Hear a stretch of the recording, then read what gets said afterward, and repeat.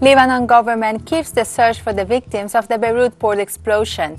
The government also declared a state of emergency for the next 2 weeks while they are receiving international aid. Brazil's Supreme Court analyzes the sentence that forces the government of Jair Bolsonaro to protect the indigenous people during the COVID-19 pandemic. The United Nations Comprehensive Nuclear Test Ban Treaty Organization has urged the world states to sign the treaty. From the headquarters of Telesur English in Havana, Cuba, this is From the South. I'm Laura Palmero. We begin in Lebanon, where Prime Minister Hassan Diab called for a state of emergency to be declared after explosions in Beirut killed more than 100 people and injured over 4,000. According to the authorities, the blasts were caused by a fire in facilities in the Beirut port area, specifically in a section that housed highly explosive materials. The governor of Beirut, Marwan Aboud, stated that explosions affected half of the buildings in the Lebanese capital. The first blast struck the city's port shortly after 6 p.m. local time on Tuesday. Within minutes, reports emerged of another even more devastating explosion. Eyewitness footage of the blast showed the extensive damage to the surrounding area as a massive cloud of dust and debris shot into the sky. Health Ministry Director General Fadi Sanan stressed that the number of casualties was a provisional toll so far. An investigation is underway to discover the exact cause of the fire.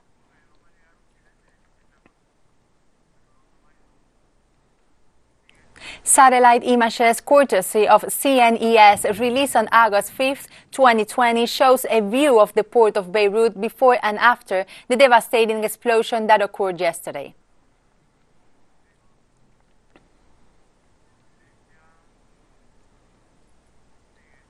On Wednesday morning, the Lebanese President Michael Aoun inspected the explosion site at Beirut port. Rescuers continue to search for survivors after the blast that caused devastation across entire neighborhoods, plunging the nation deeper into crisis. The explosion was felt as far away as Cyprus, around 150 miles northwest. The governor of Beirut, Marwan Aboud, described the disaster as an apocalyptic situation and estimated that it might have made 300,000 people temporarily homeless and would cost the country over $3 billion.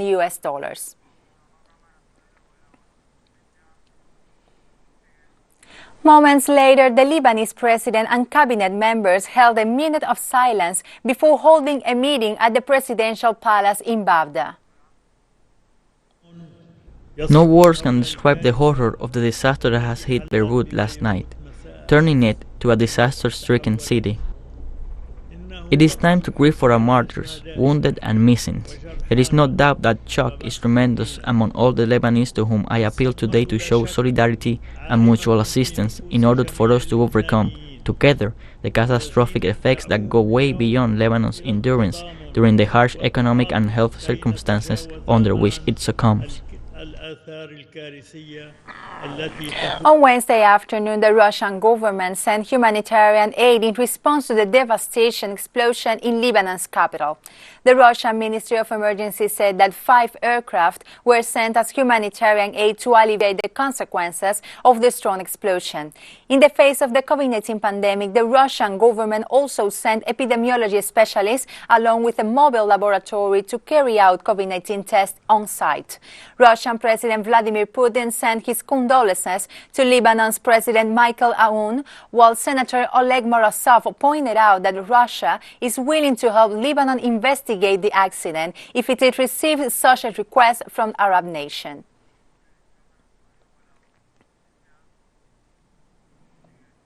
The Greek Prime Minister Kyriakos Mitsotakis sent his condolences to the peoples of Lebanon as an army transport plane with a rescue team was dispatched to Beirut. My deepest condolences and thoughts go out to the people of Lebanon, and especially Beirut, following this tragic explosion we all saw yesterday. A C-130 has already taken off with men and women from the Hellenic rescue team, as the Lebanese authorities have requested human resources for search and rescue operations. We are ready to assist with additional medical equipment, as I imagine that as the hours and days pass, we will better understand the magnitude of this unprecedented tragedy. The Cuban President Miguel Díaz-Canel sent his condolences to the President of the Lebanese Republic for the explosions that killed hundreds of people and injured thousands. The message expresses the Cuban people's solidarity with the victims and their families, as well as with all Lebanese.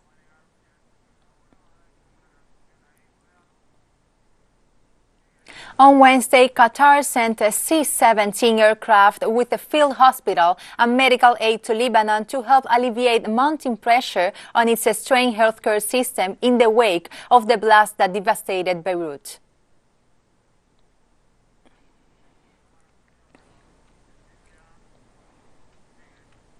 Pope Francis has offered prayers for the victims, their families, and for Lebanon after the enormous explosion in Beirut's port on Tuesday.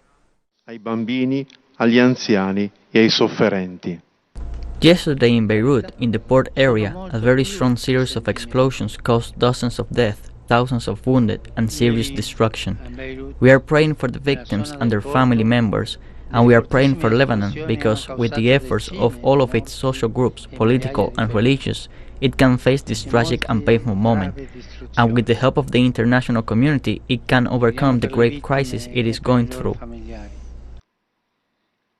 In France, the Le Sigalon campsite in Martigues near Marseille was completely devastated by the fire that hit the region and led to the evacuation of more than 2,700 people.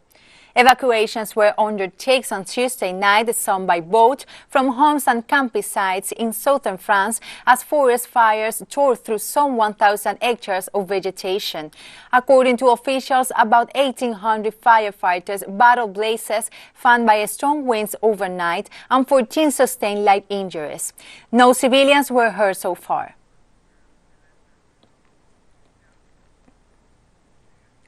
On Wednesday, the Chinese Foreign Ministry spokesperson said the visit to a top U.S. cabinet member to Taiwan was endangering peace and stability in the region, with relations between two powers at historic lows.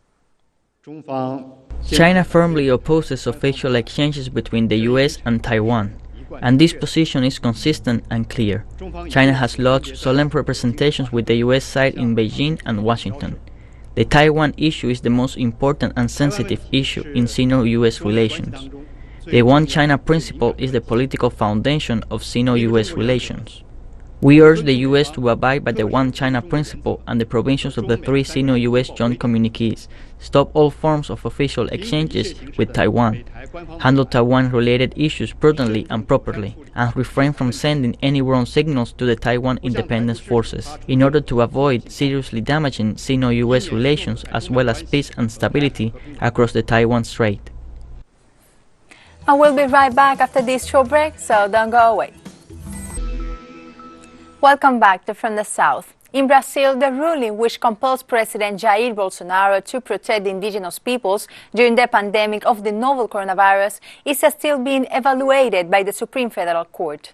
Magistrates of the top judicial body pointed out that the indigenous population of Brazil is protected by the constitutional framework. In view of this, the plenary of the Supreme Court requested the establishment of health measures to guarantee the attention of the different native communities, which are being hit by the effects of the pandemic.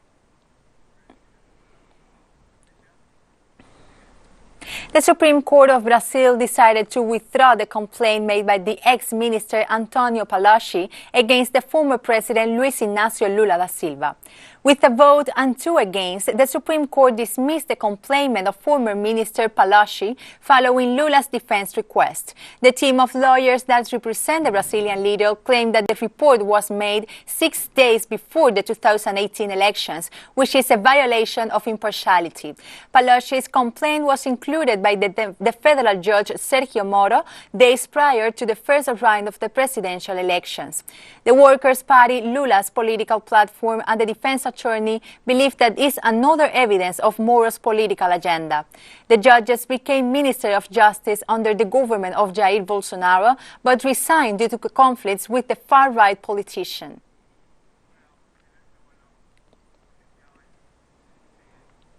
Venezuela has rejected the statements made by the Special Representative for Venezuela, Elliot Abrams, and senators who attended the hearing of the Foreign Affairs Committee of the Upper House, where they researched illegal and interfering strategies against the Latin American nation.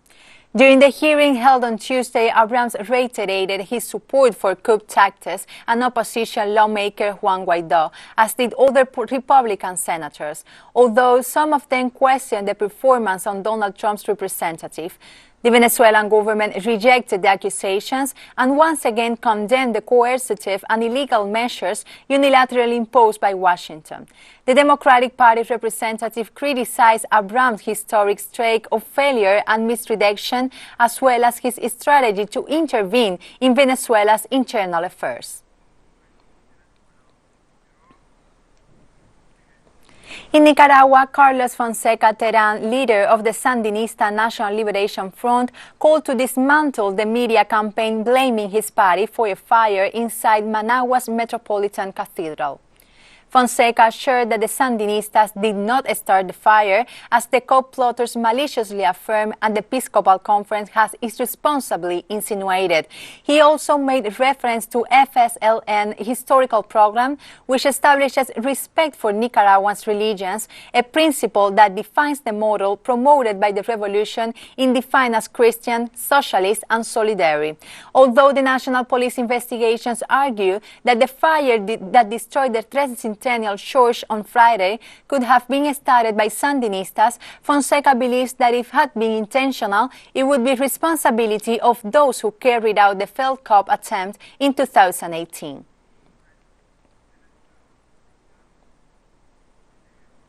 The Colombian Supreme Court has ordered that former President Álvaro Uribe be placed under house arrest as a preventive measure for alleged bribery and procedural fraud.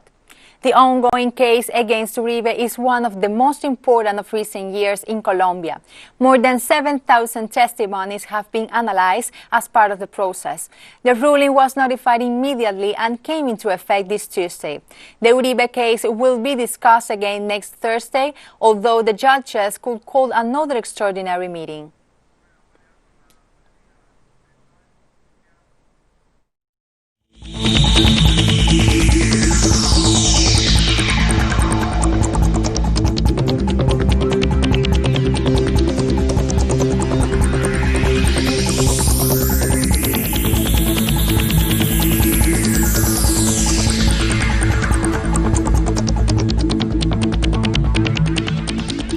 Peru shows the worst situation of all Latin American countries regarding the impact of the novel coronavirus. There are more than 430,000 COVID-19 cases and 20,000 related deaths.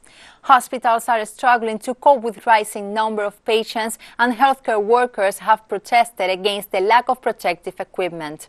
Deaths from coronavirus, according to the Ministry of Health, rose to 196 in 24 hours, while infections rose to 6,790 new cases.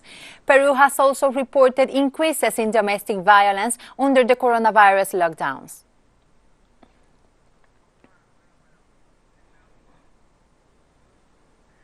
The new political crisis that confronts Peru by not obtaining the acceptance of the Congress for the new cabinet, the Prime Minister Pedro Cateriano forces President Martín Vizcarra to prepare a new ministerial team in no more than 72 hours.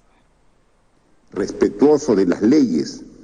With respect to the law, as I have always been since the beginning of my government, and according to Article 133 of the Constitution, I accept the Congress decision, and in accordance, I will define a new cabinet in the time that the law establishes. The Meshnikov Latin American Institute of Biotechnology in Managua, Nicaragua, represents, according to the Russian Vice Foreign Minister Sergei Ryakov, the insignia project of its country cooperation with Latin America. Diplomatic statements took place in the framework of the virtual conference on constructive cooperation after COVID-19. The second in command of the Russian Foreign Affairs Minister also highlighted its country commitment to multilateralism, mutual cooperation, peace and international security. The vice president of the Nicaraguan government, Rosario Murillo, indicated that Mishnenkov Institute has qualified people and technology to produce any vaccine, including the one to prevent COVID-19.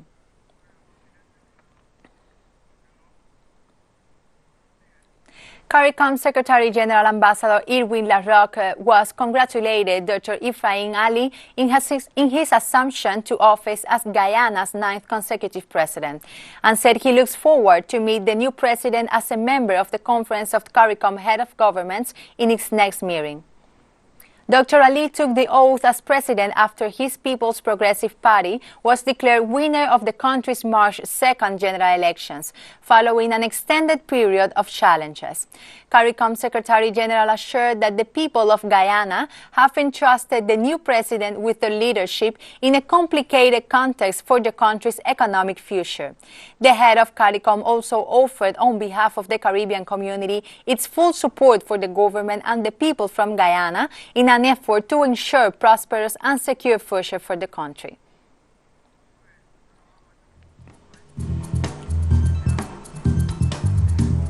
And we have more stories coming up after this final break, so stay with us.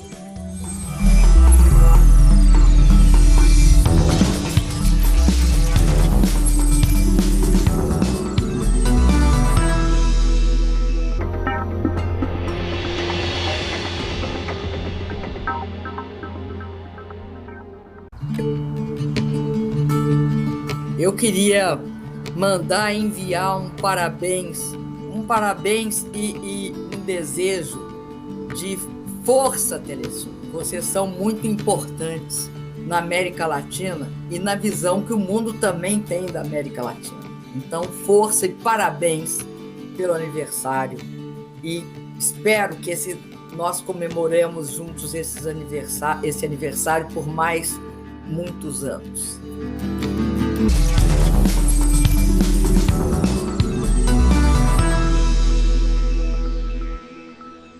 Welcome back to From the South. Tropical storm Isaias pounded the U.S. eastern seaboard with driving rain and strong winds on Tuesday, cutting power to over 1 million households and felling trees, including in New York. At least 4 people died as a result of the storm. Wind gusts up to 78 kilometers per hour wreaked havoc across eastern states, littering streets with debris, closing roads and forcing the cancellation of scores of flights. Public transportation services were also briefly suspended, including New York's famous City State Island ferry. In New Jersey, where Governor Phil Murphy declared a state of emergency ahead of Isaias' arrival, video footage showed a roof being turned off. A house has residents were told to stay indoors amid a threat to tornadoes. Isaias quickly moved up to East Coast after slamming into the coast of North Carolina overnight with hurricane strength before being downgraded to a tropical storm.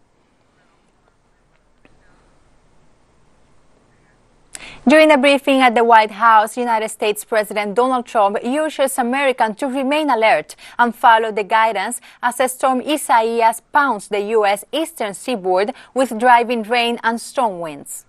I also want to provide the latest on tropical storm Isaias. Approximately 600,000 are without power along the East Coast, and utility companies are working around the clock to restore service as quickly as possible. I spoke to Governor. My administration is monitoring the situation very closely. We have the military on guard, but we have FEMA is there in all cases. Corps of Engineers is ready if needed. The Army Corps of Engineers, very talented people. I urge everyone in the storm's path to remain alert and to follow the guidance of your state and local authorities. The Pan American Health Organization warned that the COVID-19 pandemic is having a devastating effect on the care of other diseases in the region. Carissa Etienne, director of the Pan American Health Organization, made a statement in a press conference with international media. Carissa warned that there are warning signs of the effect of the pandemic that will have on health in the region, highlighting the suspension of vaccination campaigns, problems with pregnancy care, and non-communicative diseases, as well as shortages of drugs to treat HIV and tuberculosis.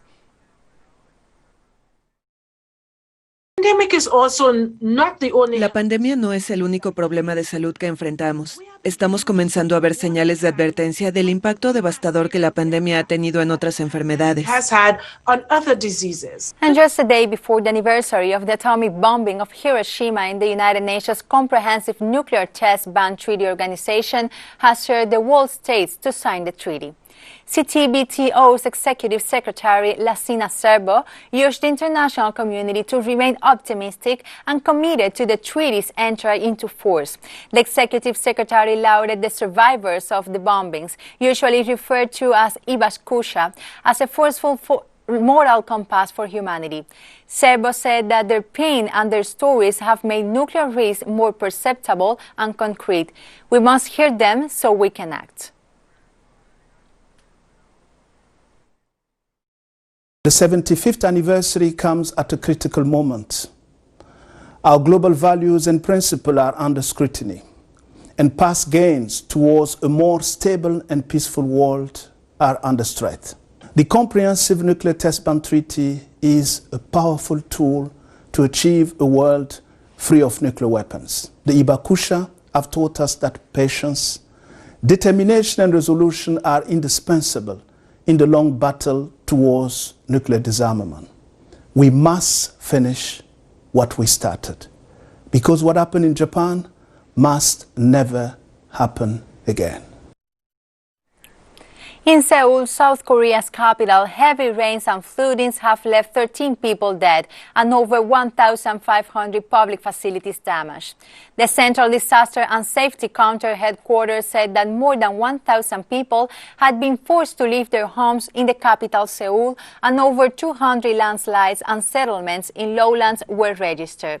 The current monsoon season, South Korea's longest in 7 years, hit the country with 42 consecutive days of rain and left 5,751 hectares underwater, as well as highways and bridges in Seoul.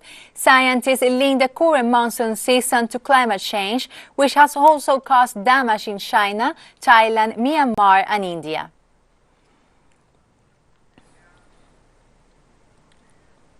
Angola's government reported another 64 COVID-19 cases, noting the growing spread of SARS-CoV-2 coronavirus in Luanda province under a health barrier. According to the National Director of Public Health, Helga Freitas, 58 of the 64 afflicted live in different districts of Luanda, which has had many local transmission infections. The remaining patients correspond to northern region of Zaire. In the last 24 hours, there was another death in the capital and 27 recoveries from COVID-19. So far, the country accumulates 1,344 COVID-19 cases, which includes 59 deaths, 503 recoveries, and 782 active cases. According to Afghanistan's health ministry estimates published Wednesday, nearly a third of the country's population has been infected with the novel coronavirus. Afghan Health Minister Ahmad Hawad Osmani said at a press briefing that the figure comes from a survey based on antibody tests on around 9,500 people across the country, with technical support from the World Health Organization. Today, the nation has officially reported over 36,000 COVID-19 cases and more than 1,200 deaths.